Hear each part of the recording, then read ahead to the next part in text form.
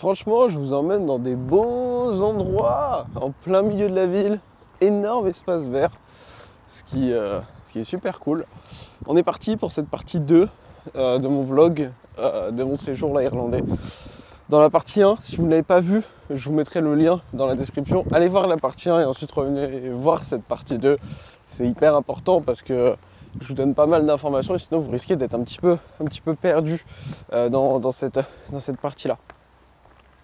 Aujourd'hui, je voulais vraiment vous parler de l'importance d'enlever en fait ce syndrome de l'imposteur et surtout vous dire à quel point il est facile de réussir à développer son activité. Pour ça, on va parler de plusieurs points. Désolé les lunettes de soleil, c'est pas que je veux vous manquer de respect, c'est juste que il y a du soleil et j'ai les yeux vraiment très sensibles. Alors, un truc très important, c'est aujourd'hui on vit dans une société où on a tellement l'habitude d'avoir des choses facilement, en claquant des doigts, etc. Et en même temps, quand je dis en claquant des doigts, c'est on veut manger, depuis chez nous, on a juste à cliquer sur nos téléphones sur Uber Eats et boum, c'est livré. Bon, il y a toujours des zones où il n'y a pas Uber Eats, mais vous avez compris l'idée. Alors qu'il y a très longtemps, on devait sortir de sa grotte, aller chasser, on n'était pas sûr de rentrer en vie. Et le truc super important par rapport à ça, c'est que aujourd'hui, à la fois, c'est super facile de réussir, et en même temps, ça nous paraît toujours compliqué, parce qu'on voit 40 000 promesses pour devenir riche sans rien faire, et ça ne marche pas. En fait, le truc, c'est que les promesses pour devenir riche sans rien faire, ça ne marche pas, soit parce que c'est une arnaque, soit parce que ça attire des gens qui sont prêts à ne faire strictement aucun effort pour réussir. Donc forcément, ça attire pas les bonnes personnes. Par contre, ce qu'il faut comprendre aujourd'hui, c'est que tout ce dont vous avez besoin pour réussir, c'est d'avoir un téléphone, un ordinateur, et c'est tout. Un trépied qui coûte 10 €, un micro, ça coûte pas très cher non plus, et c'est tout. En fait, c'est tellement, aujourd'hui on a tellement accès facilement aux outils digitaux, etc., que depuis chez soi, depuis votre canapé, vous pouvez vous installer, même depuis votre tapis de yoga, vous mettez sur votre tapis. Moi c'est ce que j'ai fait au début, hein, et qui a vite bien marché. C'est juste, j'étais sur mon tapis, j'ai lancé une vidéo, j'étais même pas bien cadré du tout, la lumière elle était pas ouf.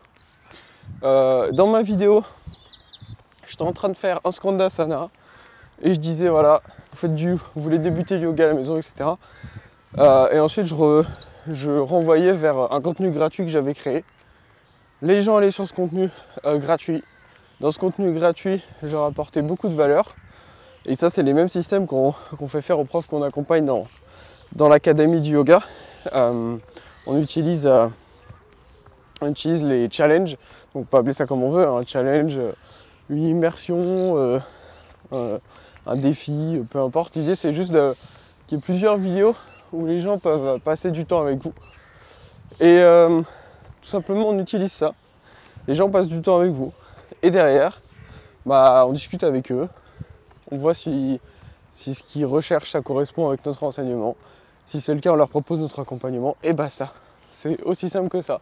Et entendre des gens, en fait, au quotidien, il y a des profs de yoga, quand ils viennent nous voir, il y a un peu moins de soleil ici, ils me disent ah mais non mais ça moi c'est difficile et tout. Et genre, comment ça c'est difficile? Pour moi ce que je trouve difficile c'est te lever, aller prendre le métro, ta voiture, passer la journée à faire un travail que t'aimes pas, ouais ça c'est difficile. Par contre, être sur ton tapis de yoga qui est censé être ton élément, appuyer sur play sur ton téléphone et juste dire, par exemple, si vous orientez votre accompagnement autour des femmes qui ont la ménopause, tu es en période de ménopause, tu souffres de tel type de syndrome, j'ai créé un challenge gratuit de 5 jours pour t'aider à soulager je sais pas, tes tensions, tes douleurs, etc. Clique autour de la vidéo pour y accéder. Ensuite, on a tout un système automatique qui fait que vous n'avez rien à faire, ça envoie tout aux gens, machin, etc. Et ensuite, vous discutez avec la personne, comme vous discutez avec n'importe quel élève. Un élève qui vient en cours, vous lui demandez pourquoi tu viens, vous lui demandez tu as déjà fait du yoga, machin, etc. Mais là, c'est la même chose, on s'intéresse à la personne. Si vous êtes prof de yoga, normalement, c'est que vous aimez les gens, vous avez envie de les aider, vous avez envie de transmettre ce que vous avez à partager. Donc, bah, c'est la même chose. On lui pose 2-3 questions, savoir si on peut l'aider. Si c'est le cas, on lui propose de nous rejoindre. Si elle ne veut pas nous rejoindre, c'est très bien. Si elle nous rejoint, c'est très bien aussi. Et voilà. Et c'est aussi simple que ça. Donc aujourd'hui, vraiment, littéralement, tu as zéro excuse. Si tu me dis que c'est trop difficile ou quoi, c'est pas vrai. C'est pas trop difficile aujourd'hui. C'est vraiment l'inverse. Tout est simple. Par contre, ce qui est plus compliqué, effectivement, c'est toute la partie technique. Aujourd'hui, tout à la fois devient plus simple, mais en même temps se complexifie. C'est-à-dire que si tu veux vraiment être au taquet, que ce soit pour tes versions de tunnel de vente, donc les sites internet modernes, que ce soit pour envoyer des mails sans te faire bannir des processeurs mail, etc. Que ça soit pour optimiser et avoir le suivi de tes élèves et que tes élèves ils aient un espace qui kiffent, etc. Tout ça, de base, ça coûte plus cher. Enfin, super cher. Ça coûte des centaines et des centaines et des centaines d'euros chaque mois. Évidemment, c'est compliqué pour beaucoup de personnes. Du coup, pour ça, nous, ce qu'on a fait, par exemple, avec l'Académie du Yoga, c'est qu'on a développé un logiciel en interne pour les profs de yoga. Ça sert à rien que je vous en parle ici, un peu comme j'ai dit dans la première partie du vlog. Ça sert à rien tout simplement parce que c'est réservé seulement aux profs qu'on accompagne. Donc de toute façon, vous ne pourrez pas y avoir accès si vous n'êtes pas membre de l'Académie du Yoga. Et nous, on a créé un logiciel où il y a tout dedans. Et ce qui permet de minimiser hyper les coûts.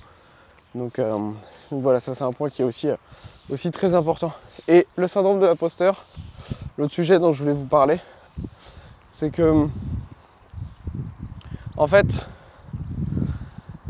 ce qu'il faut vous dire, c'est l'exemple que je reprends souvent, c'est que imaginez quelqu'un qui est en première année de licence de droit. Et il y a quelqu'un qui arrive et qui est en troisième année de licence de droit. Bah, le gars qui est en première année de licence de droit, il va être content que le gars qui est en troisième année de licence de droit puisse l'aider. Et bah vous, c'est pareil en fait. Ce que vous devez transmettre, c'est aussi ce par quoi vous êtes passé. Souvent, c'est un peu votre histoire. Par exemple, je sais pas, si vous êtes arrivé au yoga suite à un burn-out, bah, vous pouvez accompagner les gens qui ont fait un burn-out, etc. Et vous allez vous baser sur votre parcours, là où vous en êtes.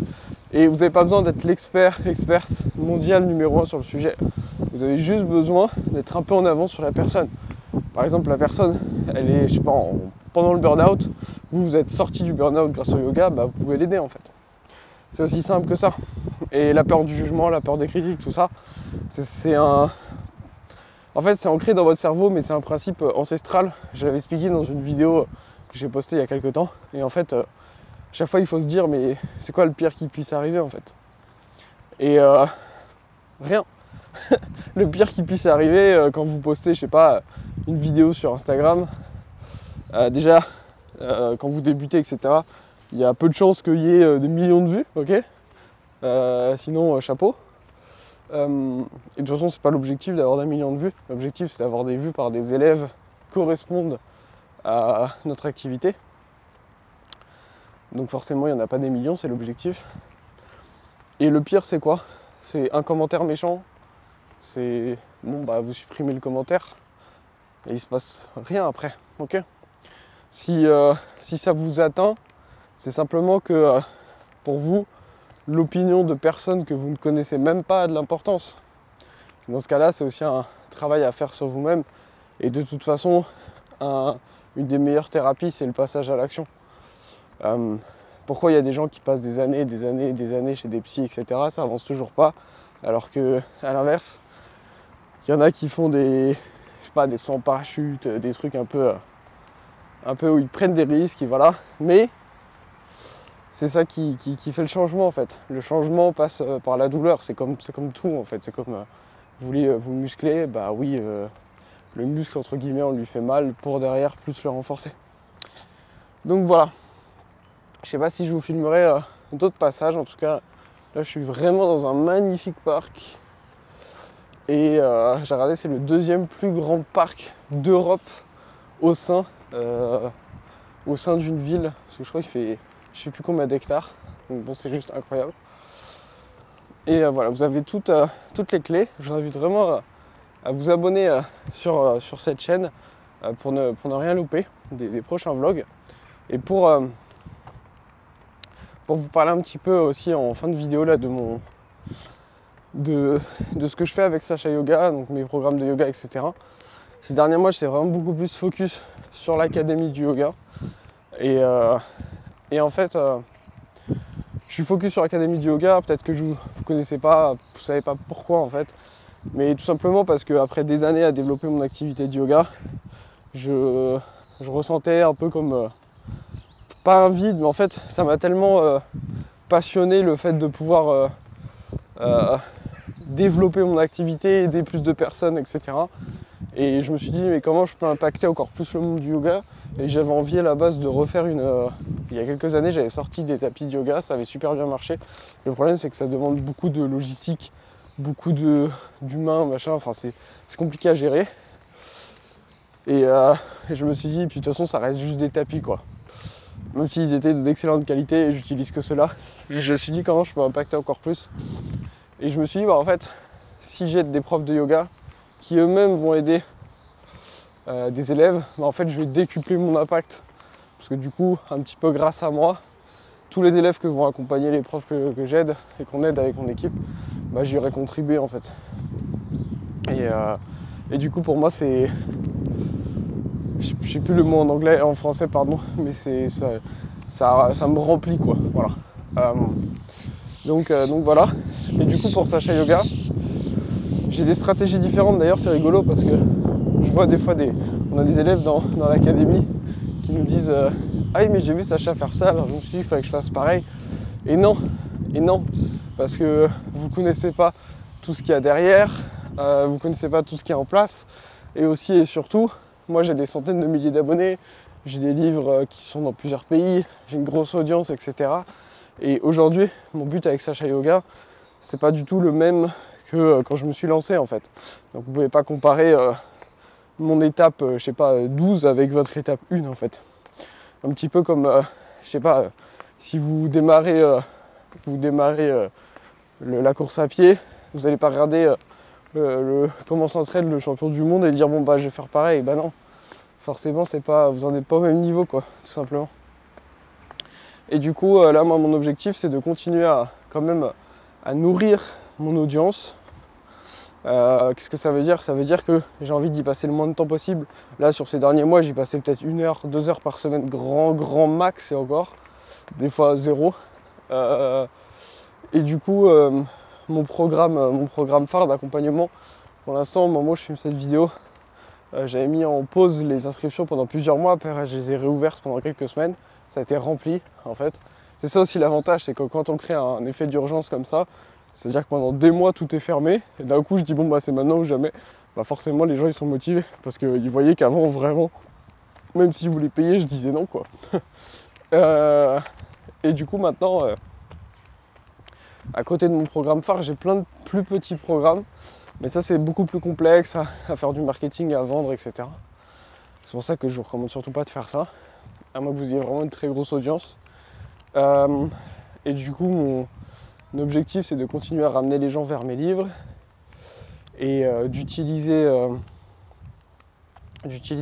tous mes petits programmes où en fait on redesign toutes les pages et là chaque mois on va faire un lancement donc par mail. En gros je vais juste envoyer 2-3 mails, faire une story en disant qu'ils peuvent rejoindre mon petit programme qui est fait de manière automatisée, ce qui permet de générer des revenus, d'utiliser mon audience, etc. Et pareil, à travers ces dernières années, j'ai créé plus de 500 vidéos YouTube, même beaucoup plus sûrement je crois. Et du coup, au lieu là de continuer à en filmer, ce qu'on fait c'est que chaque semaine maintenant, on recycle mes anciennes vidéos, où en fait on renvoie les gens, on fait des thématiques, et on renvoie les gens sur ces vidéos, ce qui permet qu'ils passent du temps avec moi, et qu'ils créent de la confiance. Voilà.